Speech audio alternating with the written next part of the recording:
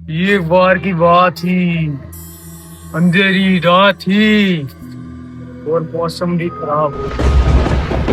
3 जना सुनना गेला पे सुनने जावे, तभी एक बिल्ली करती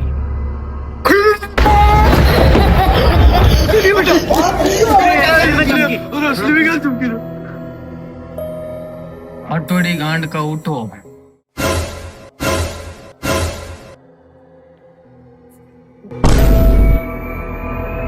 लो बाबा, हाँ आगे बोलो आगे। अरे हाथ हटा। सुनसान गेला में वाको रस्तो एक बिल्ली काटती, बच्चे भी ने इग्नोर कर थोड़ा आगे निकलिया।